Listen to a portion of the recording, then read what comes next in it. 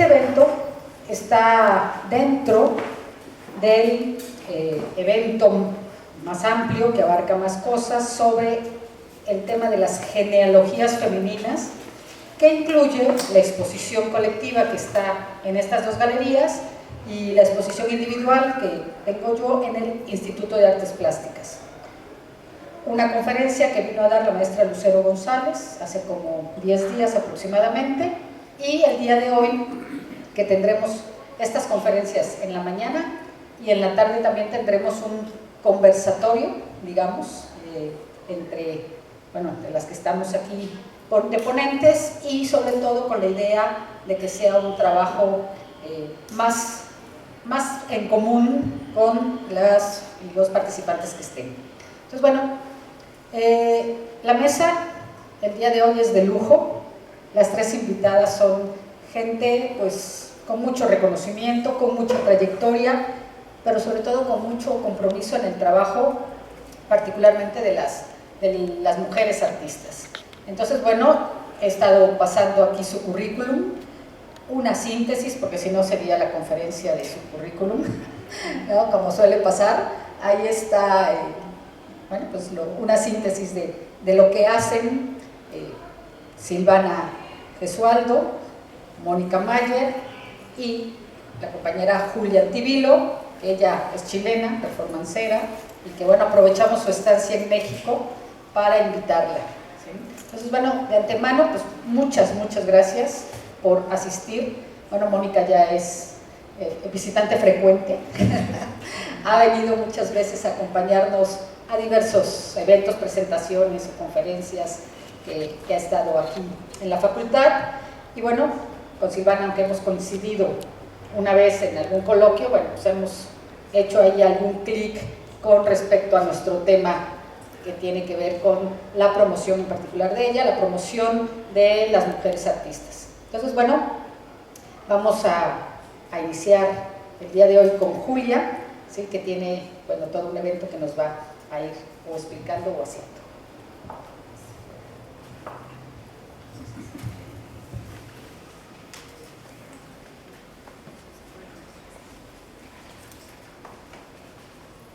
Si eres una mujer fuerte, protégete, con palabras y árboles, e invoca la memoria de mujeres antiguas. Has de saber que eres un campo magnético, hacia el que viajarán aullando los clavos herrumbrados, y el óxido mortal de todos los naufragios. Ampara, pero ampárate primero. Guarda las distancias, contrúyete, cuídate, atesora tu poder, defiéndelo, hazlo por ti. Te lo pido en nombre de todas nosotras, Yoconda Belli.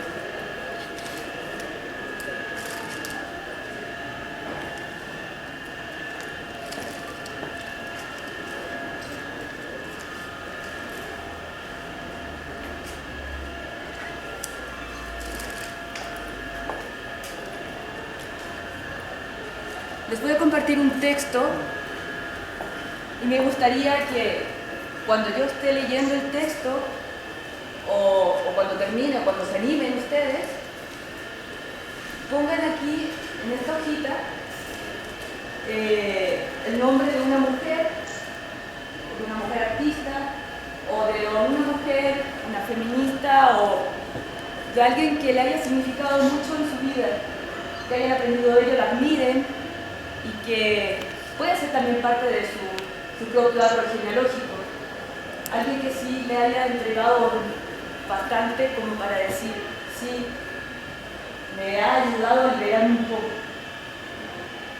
me ha ayudado a tener más valor para enfrentar esta vida, en fin. Y vamos a ir llenando este árbol, es un árbol, que están ahí como un poco torcidas, y vamos a ir poniendo estas hojitas, con el nombre de estas mujeres, quienes le han aportado a valorar más o para poder empoderarnos más en este mundo.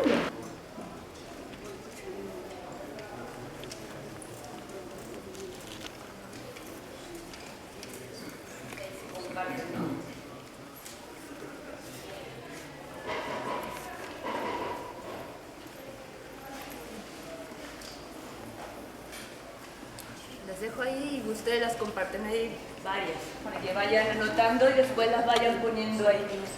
Pues. Un árbol de la vida y epítome de resistencias feministas. Gine lo he tomado transformando un poco, haciendo guiño, ¿no?, a la palabra genealogía, porque tiene bastante, está muy cargada, ¿no?, el prefijo gine. Viene del griego, gino, ginaikos, entonces tiene relación con aikos, que viene con el tema de la casa, por lo tanto está justamente en relación con el cuerpo femenino. Y además con las funciones reproductivas. ¿Por qué un árbol de la vida? Porque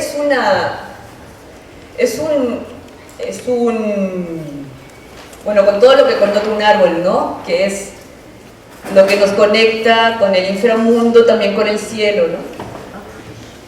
Y además el árbol de la vida en muchas culturas está instalado en el folclore y también en la ficción, y además está relacionado con la inmortalidad y también con la fertilidad, y tiene toda una carga con un origen simbólico religioso. Y como les comentaba, ¿no?, es lo que se ha llamado Axis Mundi, que es lo que conecta los dos planos, del inframundo, el cielo, y el mundo de lo terrestre. La construcción de una epítome es una necesidad para nuestra memoria. Es un resumen o un sumario de una obra extensa que busca encontrar lo fundamental o lo más importante de cómo nuestras antepasadas no han hecho camino en este mundo tan adverso. La importancia de los epítomes para la historiografía actual radica en que en muchas ocasiones permiten conocer un esbozo de un contenido de obras perdidas. Por lo tanto, es fundamental para romper el yugo de la invisibilización, principalmente de las mujeres en la historia y también de las mujeres en la historia del arte. ¿Por qué nos surge remover o insistir en que necesitamos una memoria? Porque hay olvido, y a veces este olvido no es casual, es a propósito, ¿no? Y por lo tanto sigue condenándonos, ¿no?, a la invisibilización. Recuperar nuestras genealogías como feministas latinoamericanas es una tarea siempre urgente para una reflexión a propósito de las memorias y los olvidos, las rupturas y descontinuidades, y también las silenciosas prolongaciones que atraviesan las relaciones entre el presente y el pasado. La cuestión de las genealogías feministas remite a por lo menos a tres líneas de reflexión dentro del campo de las teorías feministas: los textos de Luchi Irigaray, la posición esgrimida por la Librería de Mujeres de Milán, colectivo feminista italiano, del que procede la idea de afidamiento, que es una doctrina y una práctica de las feministas europeas que se utiliza con el valor semántico de la confianza, el apoyo, el compromiso, la solidaridad, comprensión y particularmente en el sentido de dejarse ayudar, dejarse orientar, dejarse aconsejar. Es una práctica de confianza y de cuidado mutuo entre las mujeres. La otra línea son las reflexiones de la feminista Adrienne Rich a propósito de la maternidad. Ellas han señalado con acentos diversos los obstáculos para el establecimiento de las genealogías de mujeres, aun cuando, como bien dice Rich, nacemos de mujer y, abro comillas, llevamos la marca de esta experiencia durante toda la vida, hasta la muerte. Carecemos de elementos que nos ayude a comprenderla. Cierro paréntesis. Desde mi punto de vista, el establecimiento de filiaciones mujeriles y el debate de la genealogía feminista se articula, por una parte, a la cuestión de la memoria política y social, pero por otra, también remite a un asunto mucho más complejo, el de la ubicación de las mujeres en un orden simbólico, considerado a menudo como una exclusiva y un excluyente masculino. El orden de las filiaciones se establece por vía paterna. Es el nombre del padre el que habitualmente nos sitúa en el orden de las generaciones. Las genealogías de mujeres, en un orden patrilineal, se pierden y olvidan fácilmente, pues, como ha señalado Luchi Irigaray, no solo carecemos de símbolos para nombrarlas, sino que en las sociedades patrilineales quedan subordinadas a las relaciones entre los hombres. Somos llamadas mujeres. Tenemos historias dispersas y memorias hechas de jirones, de fogonazos deslumbrantes y largos periodos de silencio, de erupciones y de reflujos y de presencia fugaz, inestables y a menudo tumultuosas en la escena pública, habitualmente en los tiempos de crisis y revolucionarios, pero después hay retrocesos, nos mandan o volvemos a la casa. Las genealogías feministas, las conexiones entre las mujeres, nuestras memorias, los breves momentos de protagonismo en la historia, son difíciles de recuperar, pues la mayor parte de los acontecimientos de alguna vez hemos protagonizado no forman parte de aquello que en las sociedades marcadas por relaciones de dominación de clase, sexo y raza, se transmite como parte del sentido común compartido por todos y por todas. Tras las derrotas y los retrocesos, la trama de los acontecimientos se desilvana, se fragmenta en portadores individuales, deja de ser asunto público y plural, y por decirlo de alguna manera, se desvanece en el aire hasta que algo en el orden del acto político hace posible la redención de ese pasado, su incorporación en el hilo frágil de la memoria. Si se acepta que el pasado se adviene, llegó el otoño,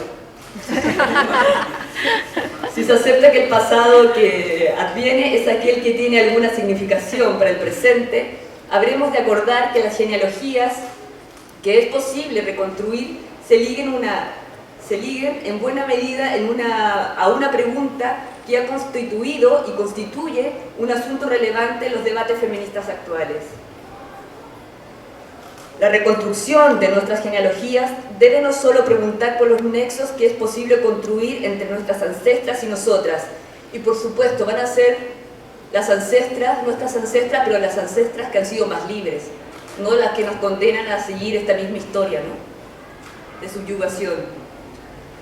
No solo ha de ser una apuesta de hallar el hilo delgado de la memoria, un hilo difícil de sostener para nosotras, pero urgente más en estos tiempos donde se requiere intentar a través de la cultura popular un proceso, entre comillas, que ahora es cool, ¿no?, ser feminista. Porque personajes de películas señorizadas a través de la ONU hasta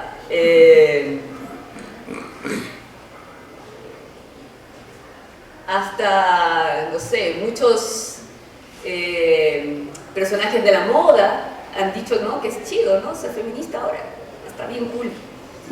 Y nos pilla en un momento que aún nosotras todavía nos seguimos preguntando por qué muchas que tienen práctica feminista no se llaman a sí mismos feministas. Entonces nos deja ahí como en este problema, ¿no?, este nudo que nuevamente tenemos que desanudar, ¿no?, y poner en cuestión. ¿Qué encarnamos en nuestros cuerpos de mujeres? Sin duda muchas historias de violencias, silencios, pero también muchas resistencias. Todo que nos han heredado nuestras ancestras ha quedado en nuestras cuerpos como un chip en alguna parte. Así está la culpa, así está el miedo, pero también así están las rebeldías, la autonomía también. Están encriptadas en alguna parte, está en nosotras buscarlas, estará como en un nudo en la espalda, que a veces nos deja medias torcidas, o en la lengua que osa nunca quedarse callada ante alguna injusticia patriarcal, precisamente. Está en nosotras la tarea de buscarla, sanarla o usarla como una herramienta de lucha feminista.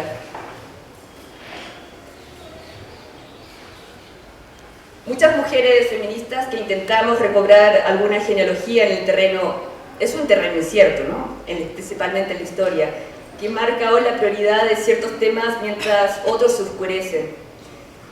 Sino que ha de ser, bueno, es una demanda en torno a las interrupciones y las discontinuidades, ¿no?, que hemos tenido a través de la historia.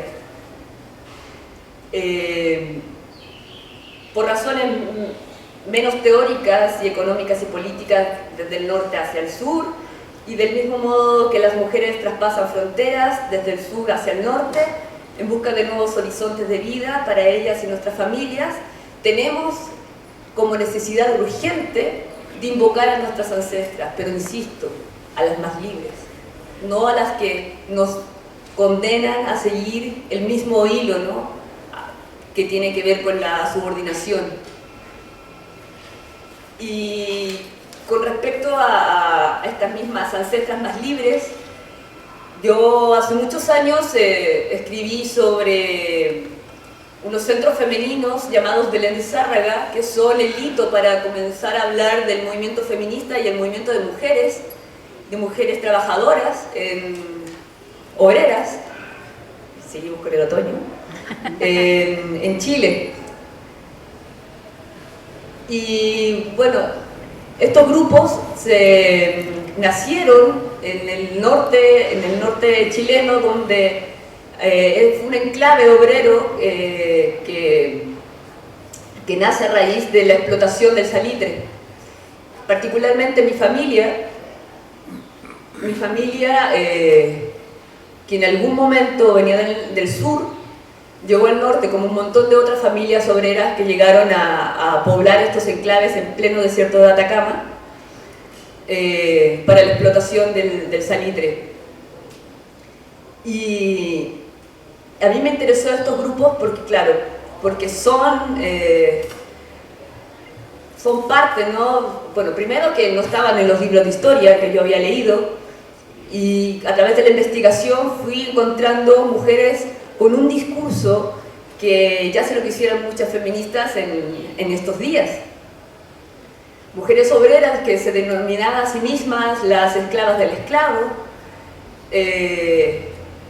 y bueno, y toman el nombre de una feminista filoanarquista española. Bueno, más ella no se llamaba española, decía que ella era internacionalista, y que recorre toda América Latina durante la primera mitad del siglo XX. Se autoexilia en América Latina, tiene su centro de operaciones en Uruguay, y bajo el nombre de Belén de Zárraga, que es esta mujer que viene y recorre toda América Latina dando conferencias de libre pensamiento, anticlericalismo, porque si era una comecura así bien hardcore. Bajo el nombre de ella se forman estos grupos de mujeres. Y bueno, yo investigando mucho, y bueno, porque tenía raíces ahí, dije yo, bueno, mis abuelas tienen que haber estado ahí, en estos centros. No pude llegar al hilo el hilo conductor que me llevara hasta a mis tatarabuelas, pero sí sentía yo de que sí estaban ahí. Y justamente, claro, el hilvanar, ¿no?, en esta memoria que no tenemos documentos para poder, tampoco tenemos a las personas vivas, entonces sí es muy difícil hacer esta historia. Y recuerdo una vez exponiendo sobre estos grupos femeninos, que se llamaban grupos anticlericales, Belén de Zárraga, y otros grupos de librepensadoras, Belén de Zárraga,